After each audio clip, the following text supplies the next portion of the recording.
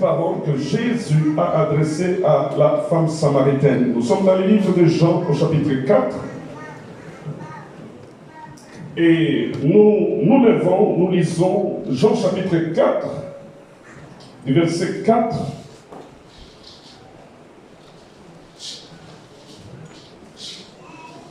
Nous lisons du verset 1 au verset 4.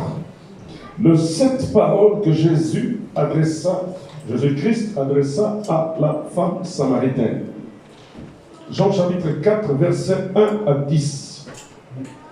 On va le lire avec joie, avec foi, parce que c'est la parole de Dieu. Et je vais inviter ceux qui sont assis de se lever, s'il vous plaît. Nous respectons notre Dieu parce que la parole faite chair, c'est Jésus-Christ de Nazareth. Quelqu'un me donne un grand Amen. Quelqu'un dit encore Amen.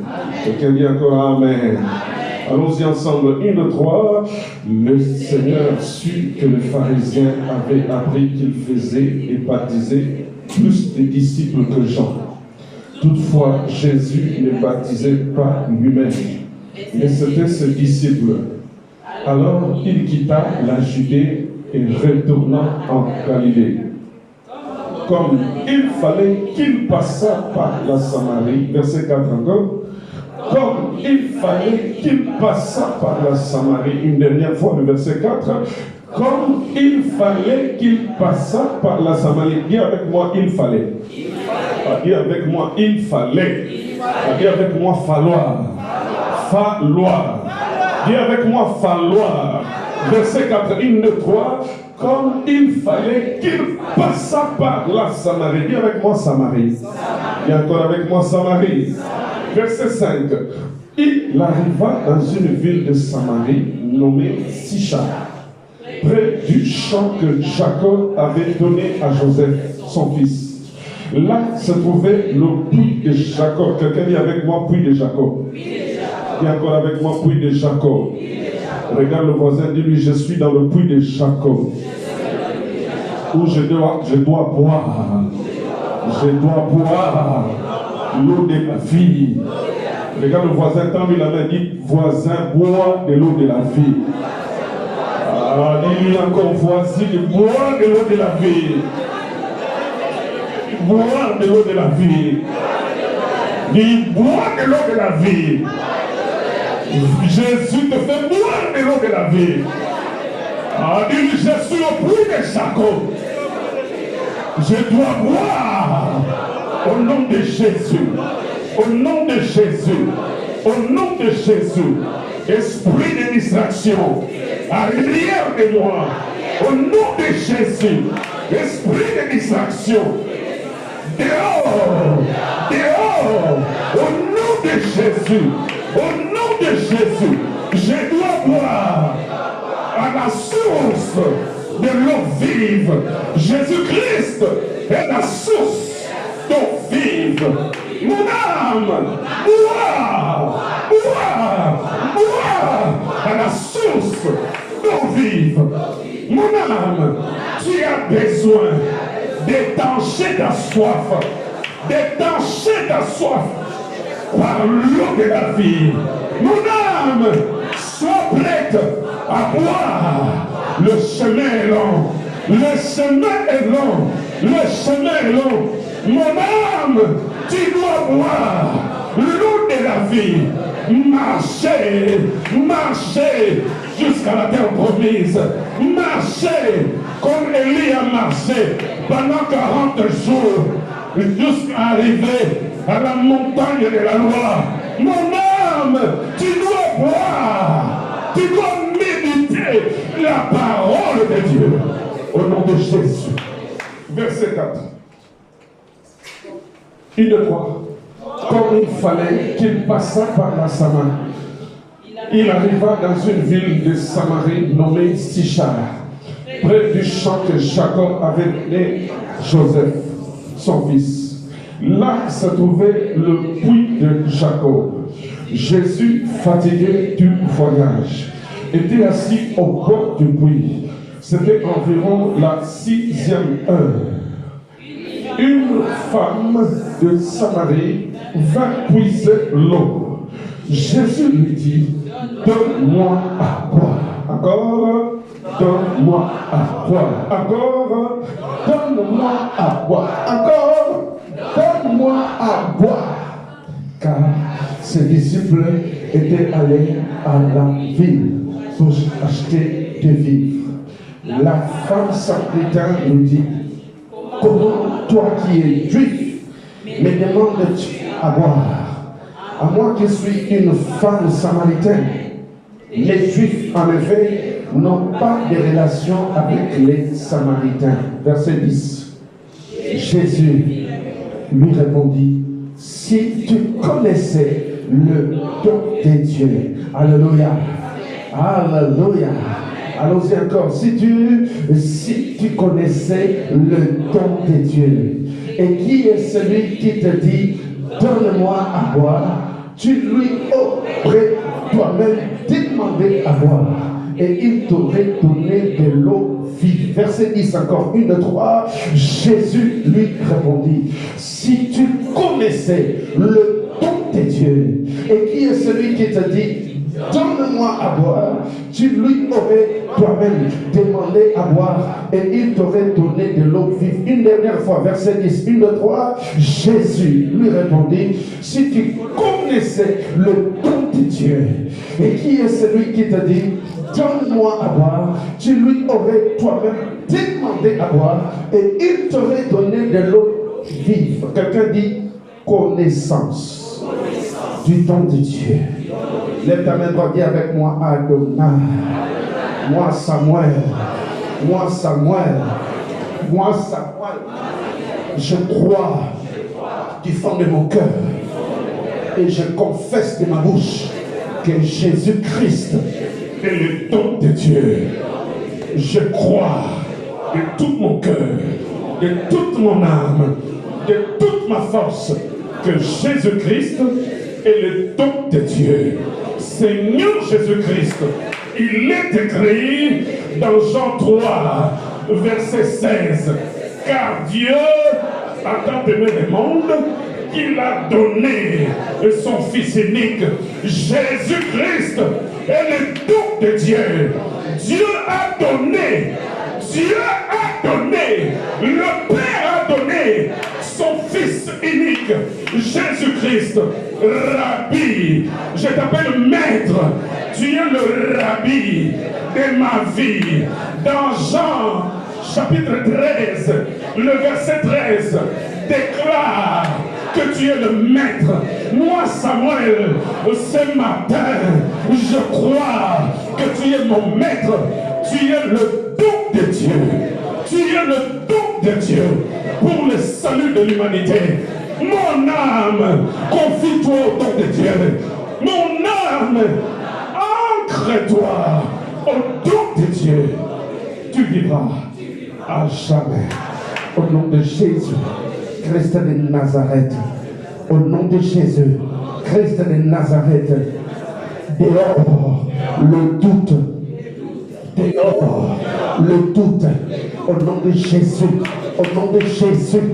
Au nom de Jésus. Démon de doute. Dehors. Dehors. Moi, Samuel, je suis le temple de Dieu. Au nom de Jésus, je porte en moi des valeurs. Des valeurs. Il est écrit, Christ en moi, l'espérance de la gloire. En moi, il y a Jésus-Christ. Au nom de Jésus. Amen. Nous acclamons le roi des rois et nous sommes en train de prendre place. Nous sommes en train de prendre place. Amen. Bien-aimés, nous sommes en train de parler de 7 paroles que Jésus adressa à la femme samaritaine. Nous avons commencé depuis la semaine dernière en parlant de la toute première parole que le Seigneur a adressée à la femme samaritaine. La Bible parle du puits de Jacob. Qui a construit le puits de Jacob, qui a creusé le puits de Jacob, c'est Jacob qui l'a creusé. La Bible dit qu'il a lui-même bu et ses enfants également ont bu. Mais la Bible déclare que dans la suite, bien aimé dans le Seigneur, il y a eu un conflit entre la Samarie habitants de Jérusalem. Je lis la parole, j'essaie de comprendre l'origine de ces conflits. Il est écrit, bien aimé, quand il y a eu déportation et qu'Israël est parti à Babylone pendant les 70 ans, Dieu a prophétisé, nous n'allons pas revenir sur ça. Israël a été conduit en déportation. Ils sont restés pendant 70 ans. Pendant les 70 ans, bien aimé, au bout des 70 ans, ils devaient retourner. Et nous avons parlé de Néhémie, nous avons parlé d'Esdras. Cela que Dieu a élevé afin de préparer le retour.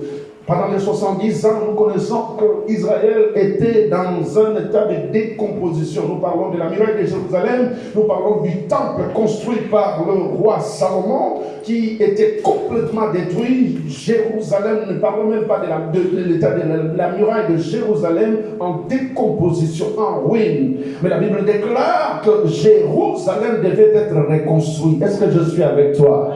Le temple devait être rebâti. Dieu a mis à cœur le rescapé, ceux qui sont restés vivants, ceux qui ne sont pas morts par l'épée. Et Dieu les a mis à cœur. Les 70 années étaient écoulées et ces gens-là devaient retourner chez eux pour la reconstruction. Quelqu'un dit amen avec moi. Mais il est écrit que pendant les 70 ans de la déportation, pendant qu'Israël était resté comme ça, j'ai lu la parole, je vis dans le livre de 2 rois, jetons un peu un coup d'œil, je suis dans le livre de 2 rois au chapitre 17. Le chapitre 17, le verset 24, dit que le roi d'Assyrie, alors que la partie de la Samarie, parce que depuis le schisme, depuis la division, il y avait un royaume du nord, il y avait un royaume du sud. Est-ce que je suis avec quelqu'un? Les lecteurs de la Bible savent de quoi je suis en train de parler. Samarie était la capitale d'Israël et Jérusalem était la capitale de Juda. Mais la Bible dit que pendant la déportation, le roi d'Assyrie, je suis dans le roi, chapitre 17, verset 24, pendant la période de la déportation, le roi d'Assyrie fit venir des gens de Babylone, des gens de Cuta, d'Ava, de Hamath et de Sepharvaïm, et les établit dans les villes de Samarie, à la place des enfants d'Israël. Est-ce que je suis avec toi? Amen. Un roi part prendre les Babyloniens. La Bible cite le nom de tous ces gens. Les gens de Babylone, les gens de Cuta, les gens d'Ava, les gens de Hamath, les gens de Sepharvaïm, et il va les établir dans les villes de Samarie, à la place des enfants d'Israël. Où sont les enfants d'Israël? Les enfants d'Israël sont en déportation. Ça laisse la place. Est-ce que je suis avec toi? L'histoire de la déportation dans la Bible, c'est écrit aussi. Est-ce que je suis avec toi? Alors la Bible dit que ces habitants-là qui vont prendre place, qui vont occuper la Samarie, ils vont commencer à adorer des dieux étrangers. Est-ce que je suis avec toi? Ils vont commencer à élever des hauts lieux. La Bible dit qu'ils n'avaient aucune culture de la loi de Moïse. Amen, amen. La Bible dit, à la fin du verset 24, ils prirent possession de Samarie et ils habitèrent dans ses villes voisines. Lorsqu'ils commencèrent à y habiter, ils ne craignaient pas l'Éternel. Le verset 25. Et l'Éternel envoya contre eux des lions qui les tuaient. Ils ne craignaient pas l'Éternel. Israël est en déportation, Israël est à Babylone. Ceux qui ont été pris à gauche, à droite, ils vont s'établir à la Samarie, mais ils ne vont avoir aucune crainte de Dieu. Alors à cause de cela, Dieu envoya des lions qui le tuaient.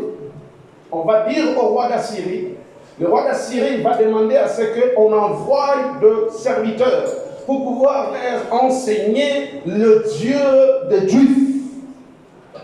Amen. Amen. Amen. Amen. Bien aimé, le conflit est né là comme ça. Et là est partie la séparation. Parce que les habitants de Jérusalem cherchaient à conserver leur culture. Est-ce que je suis avec toi? Le conflit est parti comme ça. Et la Bible dit que ces gens-là commençaient à adorer même dans les montagnes. C'est pourquoi la femme samaritaine, ici dans le livre de Jean chapitre 4, dira au Seigneur Jésus, nos pères ont adoré sur cette montagne. Alléluia. Amen. Alléluia. Amen. Ces gens-là allaient adorer à la montagne de Garizim. Oh, alléluia. Amen. Leurs ancêtres allaient célébrer de dieux étrangers à la montagne. Je disais, c'est pourquoi la Samaritaine fera référence à Jésus dans son entretien en disant, vous dites que c'est à Jérusalem qu'il faut adorer, mais nous, nos pères ont adoré sur cette montagne, la montagne de Garizim. C'est là où le Seigneur lui répondra la parole en lui disant que l'heure vient, femme, elle est déjà venue pour les vrais adorateurs. Alléluia.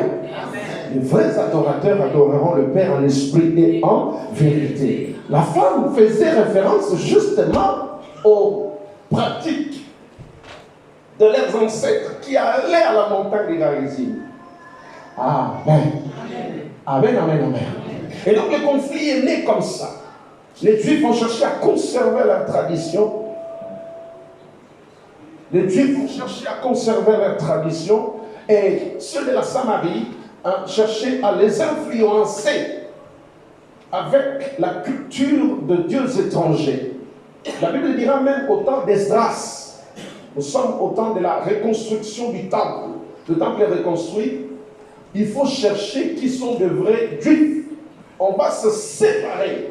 Esdras va refuser. Et même dans les livres d'Esdras, ces gens-là qui ont habité, ces nouveaux, qui sont venus s'installer à Samarie, la Bible déclare qu'ils ont cherché à reconstruire le temple de Dieu avec Esdras. Esdras dit que vous n'allez pas vous construire le temple de Dieu avec nous parce que nous ne prions pas le même Dieu. Est-ce que je suis avec toi?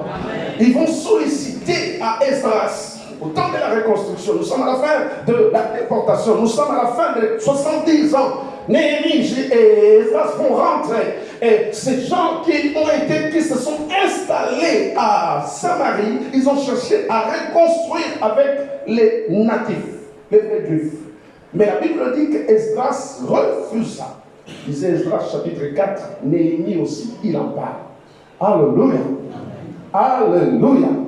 Alors là, bien-aimés dans le Seigneur, dans Jean chapitre 4, la Bible parle de la ville de Samarie. Souvenons-nous, Jésus a plusieurs fois parlé des Samaritains. Nous connaissons très bien l'histoire du bon Samaritain. Amen, amen, amen. L'histoire du bon Samaritain. La vie de Jésus. Jésus est venu réconcilier les hommes. Alléluia. Jésus n'est pas venu amplifier les conflits entre les hommes. Jésus n'est pas venu établir le conflit entre les hommes. Jésus est venu nous réconcilier. La Bible dit qu'il est le prince de paix. Est-ce que je suis avec toi? Il est le prince de paix. La Bible dit cherchez, vivez en paix avec tous. La sanctification sans laquelle personne ne verra Dieu. Est-ce que je suis avec toi? Il dit recherchez la paix. Alléluia. Bien-aimé, le conflit. Bien-aimé, pour vivre le conflit, il faut avoir la force d'entretenir le conflit. Alléluia. Il faut avoir les moyens matériels nécessaires pour entretenir le conflit. Et la paix ne coûte rien. Alléluia. Cherchons à vivre en paix avec tous. Et tant que cela peut dépendre de nous, bien aimé, si on te demande de donner la veste, donne même la chemise. Conserve la vie éternelle. Notre Dieu est le Dieu de la paix. Alléluia. Dans nos foyers, soyons en paix. Dans nos travails, soyons en paix. Et restons ambassadeurs de paix. Jésus est venu réconcilier la Samarie et Jérusalem. Parce que ça doit faire partie d'une seule nation qui est Israël. Est-ce que je suis avec toi? La Bible dit ici, comme il fallait, c'est-à-dire dans le plan de Dieu, Dieu avait arrêté que ça ne devait pas se passer autrement. Moi, je crois à la prédestination. Oh, alléluia. Moi, je crois à la destinée. Dieu dit à Israël, Israël, pourquoi dis-tu que ta destinée à toi est cachée devant moi l'Éternel? Moi, je connais ce que j'ai prédestiné pour toi. Ta vie se trouve dans ma main. Oh, je suis venu encourager une âme. Dieu connaît ton avenir. Même si tu pleures aujourd'hui, Dieu connaît ton avenir.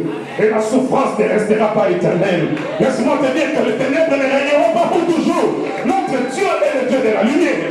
C'est lui qui a séparé les ténèbres avec la lumière. N'aie pas peur, il te donnera la paix. Il a dit que ton cœur ne se trouble point. Crois Jésus. Amen. Jésus est venu réconcilier la Samarie avec Jérusalem. La Bible dit, je disais, comme il fallait. Dieu le Père avait arrêté dans l'agenda de Dieu. Jérusalem devait se réconcilier avec la Samarie. Jésus parle de l'histoire du bon Samaritain. Jésus dit qu'il y avait un homme qui traversait, qui allait, cet homme qui a été roué de coups par les bandits. Sur son chemin, il y a un lévite qui passe, qui voit l'homme, qui continue son travail, qui continue son chemin. La Bible dit encore qu'il y avait un sacrificateur qui passe sur le même chemin, qui rencontre l'homme roué de coups et qui passe. Jésus dit, il y avait un Samaritain qui vient sur le chemin de cet homme en détresse, qui le rencontre, qui vient à son secours. Qui prend l'homme, qui l'amène, qui le soigne, qui l'amène auprès d'un hôtelier, qui lui dit, prends soin de lui. Voici ce que je laisse. Soigne-le. Si tu peux dépenser en plus de ce que je t'ai laissé, sache que je reviendrai. Mais je voudrais que cet homme soit en vie. Jésus dira de ces trois hommes, du Lévite, du Samaritain, du sacrificateur, qui était le plus proche avec le Samaritain, qui était le plus proche de cet homme qui était en détresse. La réponse était claire, que c'était le Samaritain. Alléluia. Mon frère, le Samaritain peut t'enseigner. Amen. Nous parlons de deuxième parole que Jésus adresse à la femme samaritaine. La première parole, nous en avons parlé le dimanche dernier. Jésus a dit à la femme samaritaine, donne-moi à boire. Alléluia. Donne-moi à boire. 100% Dieu, 100% homme. Il est fatigué du voyage. La Bible dit qu'il allait de nation en nation, de ville en ville, proclamant la vie, donnant la vie, faisant du bien aux gens. Mais comme il était 100% homme aussi, la Bible dit qu'il est fatigué du voyage. La Bible dit qu'il a soif. Oh, je rappelle ici, bien-aimé à la croix, 100% homme aussi, avait soif. Il a demandé de l'eau. Tu sais la suite qu'on lui a donné du vinaigre pour que toi tu sois sauvé. 100% homme, bien-aimé, il est fatigué, il a marché. Il arrive au puits de Jacob. Le puits de Jacob que Dieu a prédestiné pour que ce soit un endroit de la rencontre, pardon. Dieu n'a pas prédestiné un autre endroit, mais Dieu dans son plan avait prévu le puits de Jacob. Est-ce que je suis avec toi? Bien-aimé, nous avons dit que l'église est le puits de Jacob. L'église est l'endroit où les gens viennent boire. L'église, ce n'est pas un endroit de la récréation. L'église est l'endroit où on va boire.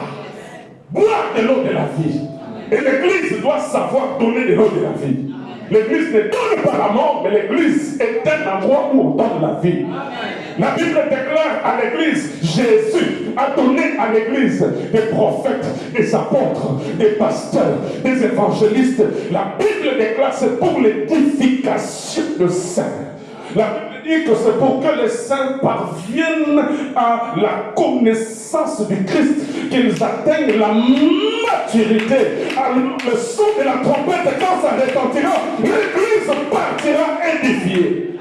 Et donc la Bible dit que l'église, Ephésiens 2, verset 20, est bâtie sur le fondement des apôtres et des prophètes, dont Christ lui-même est la pierre angulaire. Je suis venu dire à quelqu'un que le puits de Jacob, cette église, c'est un endroit d'édification. Ah, je n'aurai pas un autre discours. Cet endroit, c'est un endroit d'édification. Je vais faire tout mon mieux pour que tu sois édifié. Je ferai mon devoir pour que tu parviennes à la connaissance parfaite du Christ. C'est-à-dire, quand je ferai de mon mieux, je mets de côté les histoires d'aventuriers. J'ai dit à Dieu, je ne serai jamais un aventurier dans ma vie. Je ne serai jamais un aventurier dans ma vie. Je dirai à l'église, votre sang sera sur votre tête. Je ne dirai que la vérité à l'église. Je dis à mon Dieu qui m'a appelé au ministère. Je dis à mon maître, à mon patron, c'est toi qui appartient à l'église. Moi, je ne suis qu'un instrument. Et en qualité de l'instrument, je veux donner ce que tu m'as donné. Je vais édifier le racheter. Aucune âme ne sortira ici en disant que tel m'a déçu. Non, je ferai mon travail. Parce que nous sommes au point de Jacob où Jésus a dit à la femme samaritaine, donne-moi de l'eau. Je suis venu dire à quelqu'un, tu es au puits de Jacob. Tu ne sortiras pas ici avec ta soif. Ta soif sera étanchée avec l'eau de la vie. Oh, je ferai tout mon mieux pour te donner la nourriture qui va te préparer à la rencontre du Seigneur. Non, je ne suivrai pas les mauvaises expériences. Je ne suivrai pas les autres. Eux, ils ont leur Dieu. Mais moi, mon Dieu, il m'a dit qu'il est le Dieu de ses serviteurs. Dieu qui m'a dit, vous servirez l'Éternel et l'Éternel bénira vos eaux. Et on servira l'Éternel dans la crainte du nom de l'Éternel.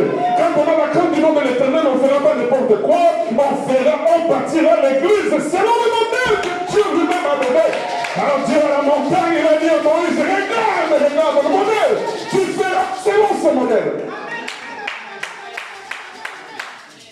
L'église, c'est le puits de Jacob. L'église, c'est là où on va pousser de l'eau. L'eau de la vie. Jésus dit à la femme samaritaine, donne-moi de l'eau. Bien-aimé, Jésus ne pouvait pas demander à cette femme de l'eau s'il savait que cette femme était incapable de lui donner de l'eau. Jésus ne te demandera rien s'il sait que tu n'as rien. Ce que Jésus te demandera, c'est-à-dire qu'il a déjà déposé entre tes mains. Ah, laisse-moi te dire, dans tes mains, il y a quelque chose. Pour traverser la mer Rouge, il fallait le bâton de Moïse. Dieu a dit, pourquoi se murmure? Moïse, qu'est-ce que tu as dans tes mains? Pourquoi ce peuple continue à crier? Le prophète Élisée a dit à la femme, qu'est-ce qu'il y a dans ta maison? Pour un miracle, nous devons partir sur ce que tu as dans ta maison. Je suis venu te dire, Jésus ne te demandera rien qu'il ne t'ait donné ce qu'il t'a donné. Ce qu'il te demandera, c'est ce qu'il t'a donné. La Bible parle des serviteurs à qui il avait donné des talents. Le premier, il a pris 5 talents, il est parti multiplier les talents. Quand il est venu, il a dit au maître, maître, voici ce que tu m'as donné. Je les ai multipliés. Le deuxième, il avait pris 2 talents. Il a dit, maître, voici ce que tu m'as donné. Je l'ai multiplié. Bien aimé, le troisième, il dira, voici le talent que tu m'as donné. Je sais que tu recueilles là où tu n'as même pas semé. J'ai pris ton talent, je suis allé le mettre dans le fin fond du trou. Le voici. Le maître dit, mauvais serviteur. Oh, que Dieu me préserve. Que Dieu ne me dise pas mauvais serviteur. Je suis en train de travailler pour mon salut. Oh, je suis en train de travailler pour que ce jour-là, Dieu me dise, heureux serviteur. Oh, viens te reposer. Viens te reposer. Voici les couronnes que j'ai gardées pour toi. Oh, cher serviteur, travaillons dans cette dimension. Que ce jour-là, le maître de la moisson, le rabbi, nous appelle des bons serviteurs. Oh, bien aimé, si tu es appelé mauvais serviteur, tu es disqualifié. La Bible dit, nous sommes un royaume de sacrificateurs. L'assemblée est composée de sacrificateurs. L'assemblée est composée de prêtres de Dieu. Alléluia. C'est-à-dire, aux sacrificateurs, il demandera des comptes. C'est-à-dire à toute l'église, Dieu demandera des comptes. Amen, amen, amen. Si tu penses que l'église est un lieu de la récréation, Dieu te demandera des comptes. Mais je peux te dire bientôt, très bientôt, il reviendra. Il est en route. Il n'est même pas en route, il est là. Il est là. Il est là. La trompette est déjà placée dans la bouche de l'archange qui doit la sonner. L'archange a déjà pris le souffle. Il a déjà tiré le souffle à l'intérieur. Il n'attend que pour le pousser pour que la trompette retentisse. Sois prêt. Amen. Tout ce que nous avons, nous l'avons reçu de Dieu. Tu n'as rien que tu n'as reçu de Dieu. C'est que Dieu te dépose dans tes mains. S'il te le demande, rends-le. Et d'ailleurs, ce qu'il dépose dans tes mains, il a le droit légal. Dis avec moi, droit légal. Dis avec moi encore, droit légal. Droit légal. Il a un droit légal de te demander le 10e de ce qu'il a déposé dans tes mains. Si tu l'aimes, tu ne lui donneras pas le 10e, tu lui donneras le 90e. Ah, personne n'a amen. Comment un grand Dieu, tu vas lui donner 10%? Non, lui-même 15%, non, lui-même 20%, non, lui-même 90%. Amen. Tu verras le miracle, parce qu'il est capable. Mais la deuxième parole que Jésus adresse à la femme samaritaine, Jésus dit à la femme samaritaine, au regard de la réponse de la samaritaine, la samaritaine dira au Seigneur Jésus, il dit, comment toi qui es juif? Amen. Amen. Est-ce qu'il y a quelqu'un qui est avec moi? Amen. Regardons le verset 9. La femme samaritaine lui dit, comment toi qui es juif, me demandes-tu à boire, à moi qui suis une samaritaine? Les juifs, en effet, n'ont pas de relation avec les samaritains. Jésus lui répondit, deuxième parole de Jésus à la femme samaritaine, toi qui écris. À la croix, Jésus a prononcé cette parole. Si tu vas dans le livre de Matthieu, si tu vas dans le livre de Matthieu, la Bible dit qu'à la croix, Jésus a prononcé cette parole. Dans Matthieu, chapitre 27, tu liras les paroles que le Seigneur a prononcées. 7, qui est le chiffre de la perfection. Dieu a créé un premier, un deuxième, un troisième, 6e jour, il crée l'homme, et le 7e jour, 7e, Dieu va se reposer. Amen. Amen. L'église, c'est un lieu de repos. Amen. L'église, c'est un hôpital où tous les gens arrivent avec leur maladie. Ils le déposent au bas de la croix et ils partent avec la guérison. Je n'ai jamais vu un hôpital où il y a des malades et chaque malade commence à regarder l'autre et commence à demander la maladie de l'autre. Et toi, quand est-ce que tu sortiras de l'hôpital? Chacun vient rencontrer le médecin par excellence. Et quand son heure de la consultation arrive, on parle d'ailleurs du secret médical. Alléluia! Alléluia! Et dans l'église et dans l'hôpital, le médecin est censé protéger le secret de son patient. Alléluia. Il encourt des sanctions disciplinaires s'il se met à divulguer le secret de son patient. S'il commence à écrire sur Internet, voici la maladie de Samuel, il va avoir de sérieux problèmes. Parce que je vais lui porter plainte au tribunal de Jérusalem d'en haut. Et dans ce tribunal-là, ça va être terrible. Parce qu'il y a la justice des hommes, il y a aussi la justice de Dieu. Alléluia. La justice de Dieu, c'est terrible. Et la sanction de Dieu, c'est terrible. Je disais, l'église, c'est l'hôpital. Et chacun vient avec sa maladie. Et quand il rencontre le médecin par excellence, il est écrit par ce médecin, nous sommes guéris. Il est écrit que je suis l'Éternel Dieu qui te guérit de toutes les maladies. Je suis l'Éternel notre Dieu qui ne te soulage pas de tes maladies, mais je te guéris de toutes tes maladies. Il est Jehovah Rapha. Oh, c'est quelqu'un qui est malade, même si le médecin dit que c'est incurable, il entend ainsi parle l'Éternel, que ton Dieu s'appelle le Dieu de la guérison. Reçois la guérison de Dieu, reçois ce que Jehovah Rapha déclare, que la puissance de maîtrise de Jésus commence à opérer maintenant dans ta vie.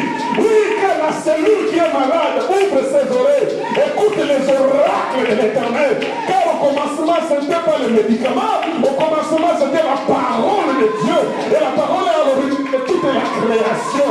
Que cette cellule malade-là écoute la parole, que cette cellule-là commence à écouter la parole, que cette cellule-là commence à se transformer.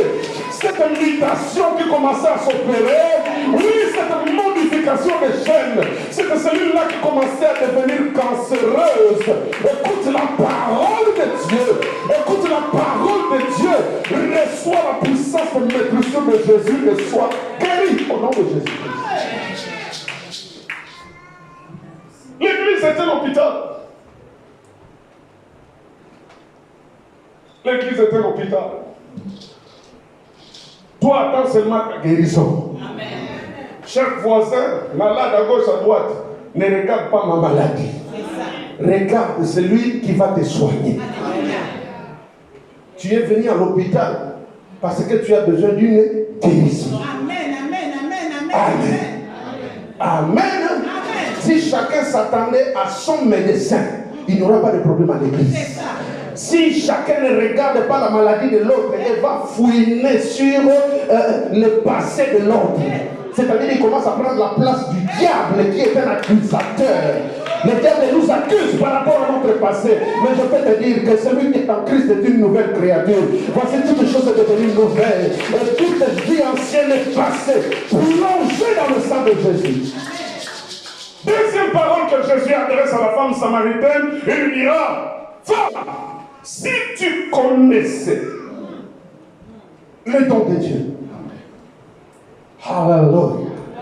Oh bien-aimé, toute la semaine, cette parole a bouleversé ma vie. Amen. Jésus est le don de Dieu. amen. Ah, bien amen. Ah, bien amen. Donne-moi un bon amen. Il m'écrit avec moi amen. Jésus est le don de Dieu. Femme, si tu connaissais le don de Dieu. Oh, bien-aimé, Jésus, c'est la parole de Dieu. Ah non, tu n'es pas avec moi. Femme, si tu connaissais le don de Dieu, car Dieu a tant aimé le monde. Ah, tu peux le réciter au voisin, dis-lui, il dit, car Dieu a tant aimé le monde. Ah, regarde mes chéris pauvres, dis-lui, car Dieu a tant aimé le monde. Qu'il l'a donné. Ah, dis au voisin, il a donné. Ah, dis au voisin, il a donné. La mouche, elle a pondu, il a donné. Ah, dis au voisin, il a donné. Diligence 3. Ah, crie avec moi, Jean chapitre 3, verset 16. Papa Willy, Jésus est le don de Dieu. Jésus est le don de Dieu. Yesu adali kabo. Yesu adali kabo. Mama, Yesu adali kabo. Yesu ambeka. Mbeka ya mutuya. Mbeka sombanga na yo. Le sacrifice parfait. Frère, si tu connaissais le don de Dieu, Dieu n'a pas envoyé Michael. Dieu n'a pas envoyé Michael. Dieu n'a pas envoyé Michael. Mais Dieu a envoyé le don de Dieu. Dieu n'a jamais envoyé le chérubin. Ah non. Tu n'es pas avec moi. Papa, Dieu n'a jamais envoyé Michael. Dieu a envoyé le don de Dieu. Le parfait sacrifice. C'est lui qu'il nous fallait. La Bible déclare, Abraham a échoué. Abraham, au lieu de rester avec Sarah, elle est allée avec sa servante. Il a échoué. Oh, bien-aimé, Noé a échoué.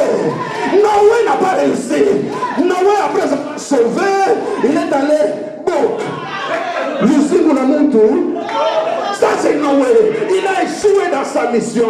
Bien-aimé, Esaïe, quand il est venu, lui aussi il a échoué. Amen. Amen. Amen. Amen. Yaya. Amen. Yaya. Jésus est le don de Dieu. Amen. Yaya. Femme, si tu connaissais, le problème ici c'est l'ignorance. Est-ce que vous permettez? Le problème, c'est quoi? C'est l'ignorance de Dieu. Nous avons un problème. Nous parlons parce que nous ignorons qui est Jésus. Ce que Jésus est capable de faire. Il est capable de transformer, de prendre une prostituée, de faire d'elle une puissante servante. Jésus est capable de prendre un meurtrier comme l'apôtre Paul. Jésus est capable de le transformer. Oh, avant de venir, j'ai vu ma voisine de l'école primaire. Avant de venir, j'ai vu ma voisine de l'école primaire. Elle connaît un peu mon histoire à l'école. Comment on était en train de bagarrer, comment on dérangeait à l'école. Mais Jésus est capable de prendre un bagarreur, de le transformer, de faire de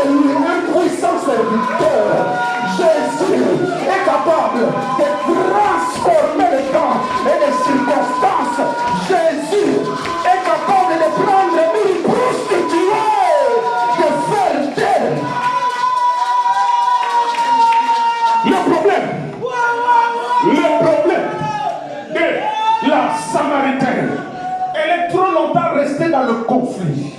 Ah, mais regarde devant. Avec l'avenir, il y aura, merci Jésus, il y aura un règne de 1000 ans. Pendant le règne de 1000 ans, il n'y aura pas de conflit. Regarde l'avenir. Regarde ce que nous enseigne l'avenir. Et même le règne de 1000 ans, là, ça c'est peu par rapport à l'éternité. Dans l'éternité, quand nous serons dans la présence du Père, il n'y aura plus de conflit. Il n'y aura pas de Satan. La Bible dit que Satan sera pris jeté au feu. Si leur chef est pris jeté au feu, et quel sera le sort de ces subalternes? L'avenir, c'est un avenir de paix. C'est un avenir de gloire. C'est un avenir de différence. Je suis venu dire à quelqu'un, ne reste pas sur le conflit. Regarde la paix. Et ça dit qu'il est le prince de paix. Et sois un ambassadeur de paix. Le problème de la Samaritaine, elle est trop longtemps restée dans l'ignorance. Oh, écoutez, Jésus dit, est-ce que je suis avec toi? Jésus dit, il dit, si tu connaissais le don de Dieu, Amen. La connaissance du don de Dieu. Amen. Merci Seigneur. Jean chapitre 17. Jean 17. Verset 1 à 3. Jean 17, c'est la prière du souverain sacrificateur. Quelqu'un dit Amen, Amen. Amen. Jean 17, ce n'est pas Matthieu chapitre 6. Non. Matthieu chapitre 6, les disciples vont s'approcher de l'Église en nous disant, Seigneur, montre-nous comment il faut prier. Le Seigneur va leur montrer comment il faut prier. Mais dans Jean 17, c'est lui-même qui est en train d'adresser au Père la prière du souverain sacrificateur avant son départ. Et voici le contenu de la prière du plus grand souverain sacrificateur selon l'ordre de Melchisédek. Le Melchisédek parfait, lui-même qui n'est pas entré dans les sanctuaires célèbres des hommes en imitation du véritable, mais qui a traversé le cieux. Lui qui est assis à la droite de la majesté divine, la Bible dit jusqu'à ce que le Père fasse de ses ennemis son marche. Il dit, après avoir ainsi parlé, Jésus leva les yeux au ciel et dit, Père, l'air est quoi? Fais quoi? Afin que, selon que tu lui as donné pouvoir, afin qu'il croie. À qui? Ok, maintenant verset 3. Yaya, agrandis le verset 3. Agrandis le verset 3. Il dit, or, alléluia. Il dit, or, la vie éternelle. Amen. Amen, amen, amen. Il dit, or, la vie éternelle, c'est que. Et qui? Or, la vie éternelle, c'est que quoi? Il te. Alléluia. La vie éternelle, c'est qu'ils t'apprennent à connaître. C'est qu'ils te connaissent, toi, le seul vrai Dieu. Non seulement toi, mais aussi celui que tu as, qui s'appelle qui? La vie éternelle, c'est qu'ils aient la connaissance du Père et du Fils. Est-ce que je suis avec toi? Jésus a dit à la femme samaritaine, si tu connaissais les dons de Dieu, tu ignores les dons de Dieu. Amen. Église, Jésus ne nous a jamais enseigné les sortes de démons. Jamais. Ah, appelle Amen. Bien aimé, Jésus nous a seulement dit de telles sortes de démons ne vont que par des jeunes et des. Jésus ne nous a jamais enseigné sur les maris de nuit. Non. Appelle Amen. Jésus ne nous a jamais enseigné sur le mode opératoire des maris de nuit. Jésus ne nous a jamais enseigné sur les démons succubes et incubes. Je n'ai jamais vu l'enseignement des démons par Jésus. Jésus a dit, si tu connaissais le don de Dieu. Bien aimé, Église, nous devons tout faire pour connaître le don de Dieu. Quand on parle de la connaissance du don de Dieu, il est écrit, bien aimé, mon peuple périt faute de connaissance. Il est écrit, bien aimé, or la vie éternelle, c'est qu'ils connaissent toi, le seul vrai, la connaissance de Dieu. Qui est Dieu? Dieu est un feu dévorant. Ah, alléluia. Dieu est un feu dévorant. Dieu est le Dieu tout-puissant. Genèse 17, verset 1. Abraham, il se réfère à Abraham en lui disant, je suis le Dieu tout-puissant. La connaissance de Dieu, c'est que tu apprennes que Dieu est un Dieu, selon le psaume 136, il est riche en bonté, il est lent à la colère, il est compatissant, il est un Dieu dont la miséricorde dure à toujours. Tu ne peux pas servir un Dieu que tu ne connais pas.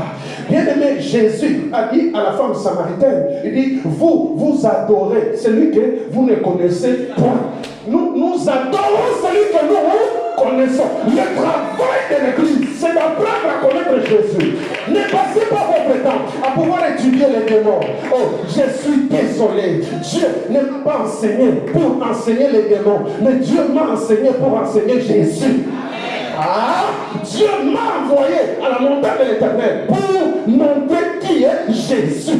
Parce que Jésus a dit, si tu connaissais, Jésus n'a pas dit, si tu connaissais les démons, si tu connaissais les maris de nuit, si tu connaissais les démons succubes. Mais ça c'est une initiation. On t'introduit dans la sorcellerie de manière inconsciente. Église, notre responsabilité, c'est de préparer à Jésus une église parfaite, une église lavée, une église purifiée, une église sanctifiée, une église qui est prête à écouter le son de la trompette de Dieu lorsque ça sonnera. Oh église, je suis désolé. Toi qui manges bien, toi qui es bien assis, bien aimé, l'église. Merci Seigneur. Il a dit, merci Seigneur. Je suis dans Hébreu. Hébreu chapitre 6 parle de la doctrine de Jésus, des enseignements de Jésus. Dans les enseignements de Jésus, au sujet de la doctrine de Jésus, on nous a jamais, je n'ai jamais vu ça. Non, notre combat est le combat de la foi. Vous avez amen. L'ennemi est jaloux de ta foi. C'est que l'ennemi cherche à voler auprès de toi. Ce n'est pas ton argent, ce n'est pas ta beauté, ce n'est pas ce que tu es. L'ennemi cherche à voler ta foi. L'ennemi combat ta foi. Paul dit, j'ai combattu le bon combat et j'ai achevé ma course. Quel est le combat dont il fait allusion? Le combat de la foi. La foi, c'est quoi? C'est une ferme espérance, une ferme démonstration, une assurance ferme à qui? À Jésus, qui est la pierre angulaire. Bien-aimé, c'est que le diable combat toi, c'est ta foi. Et il veut combattre le nom de Jésus à qui toi tu as posé ton espérance. Comment moi qui j'ai commencé par la vérité, je vais finir à commencer à étudier les démons. Jésus nous a donné le pouvoir, dis avec moi pouvoir, de marcher sur les scorpions, de marcher sur toute puissance de l'ennemi. Et rien ne pourra nous. Il a dit, apprenez à connaître le don de Dieu, pas le démon. Amen, amen. Efforçons-nous à connaître. Qu'est-ce qu'on n'a pas par connaissance? Une connaissance, c'est une intimité. Quand Adam connut Ève, nous connaissons ce qui est sorti. Connaître, c'est-à-dire entrer dans l'intimité de quelqu'un. Le Saint-Esprit connaît qui est Dieu. Le Saint-Esprit perce la profondeur de Dieu. Le Saint-Esprit connaît le désir de Dieu. Le Saint-Esprit sait apaiser Dieu. Le Saint-Esprit sait correctement intercéder à notre faveur.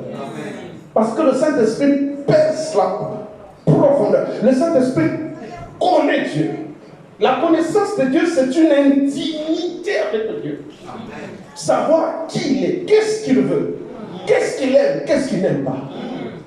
Alors si j'apprends maintenant à connaître qu'est-ce que les démons aiment, qu'est-ce que les démons n'aiment pas, dans la balance, je vais plus apprendre à connaître les démons, je connaîtrai Dieu moins. Attention, c'est une ruse du diable.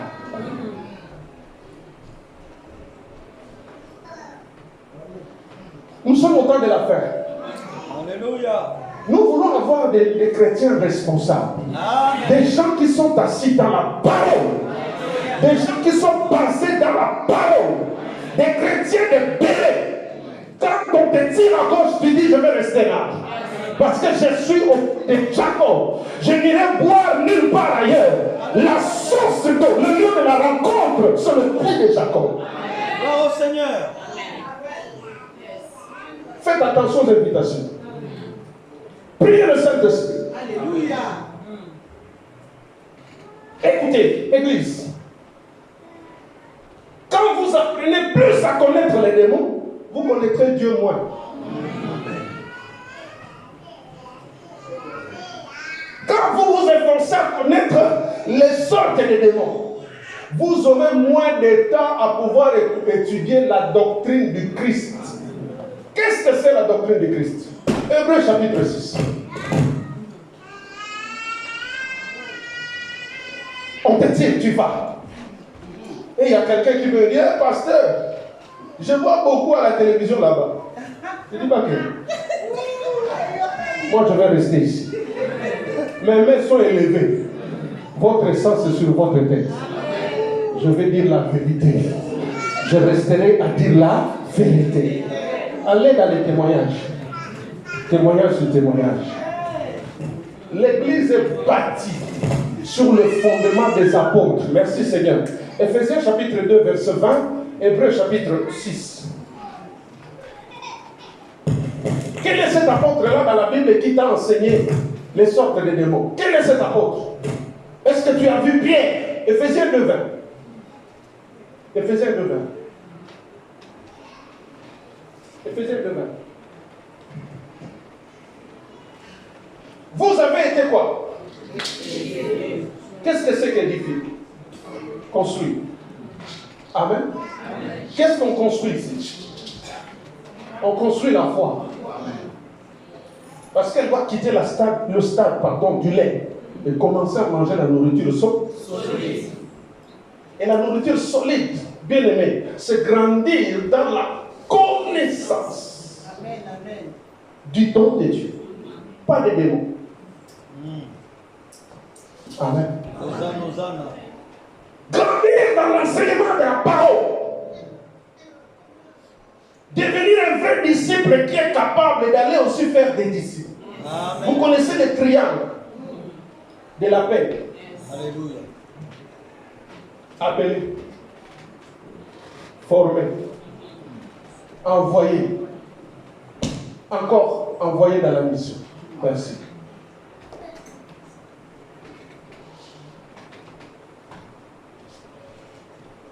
Amen. Amen. Merci. Vous avez été édifiés sur le fondement des apôtres. Quel est cet apôtre-là qui nous a enseigné les démons? Ils ont la parole. Quel est cet apôtre dans la Bible qui t'a enseigné les sortes de démons? Quel est cet apôtre? Quel est cet apôtre-là qui t'a parlé Oh Jésus. Au lieu de passer son temps à parler de Jésus, il a passé son temps à parler de Satan. Quel est cet apôtre? Vous avez été édifiés sur le fondement des apôtres et des prophètes. Quel est ce prophète-là dans la Bible qui a passé son temps à parler des démons? Jésus-Christ lui-même étant la pierre angulaire. Hébreux chapitre 6.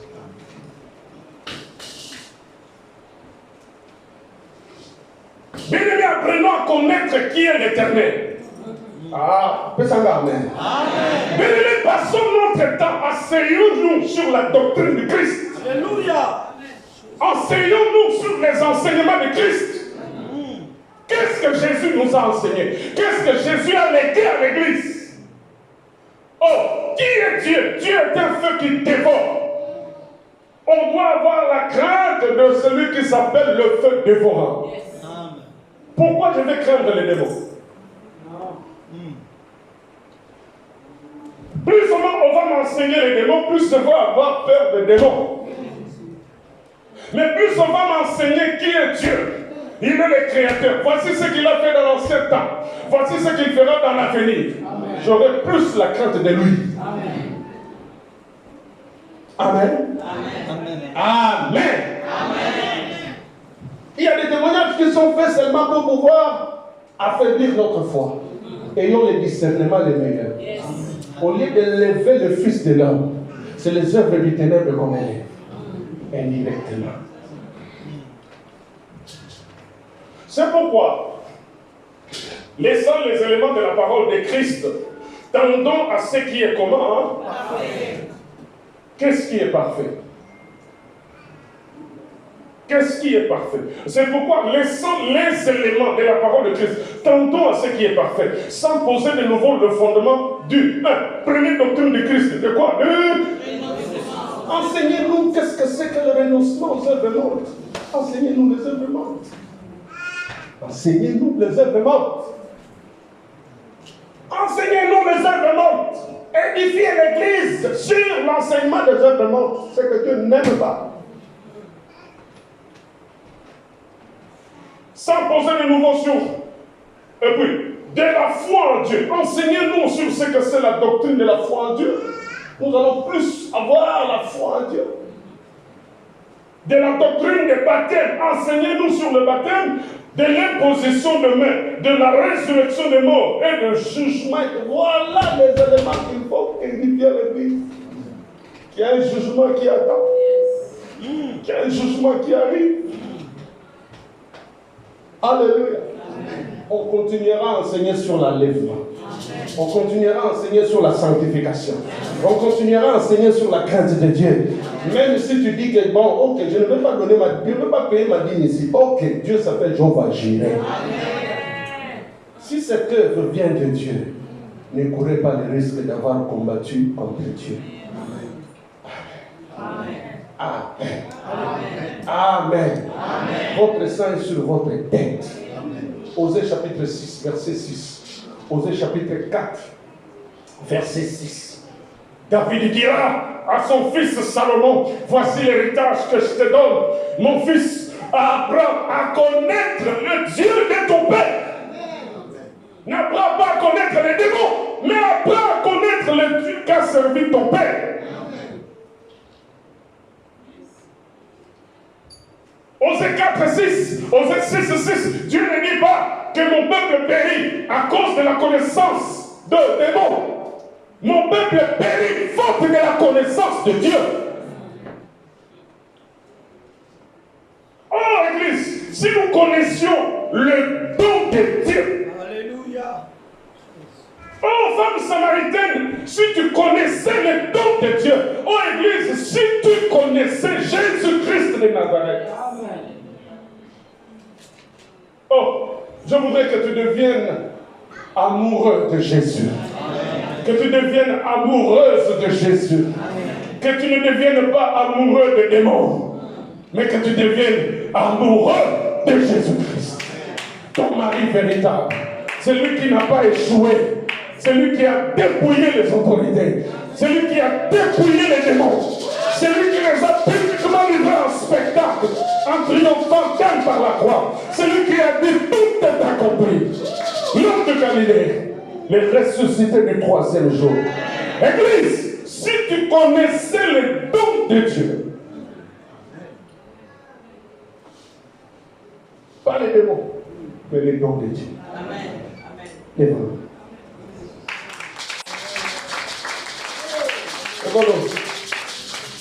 Votre sang est sur votre tête.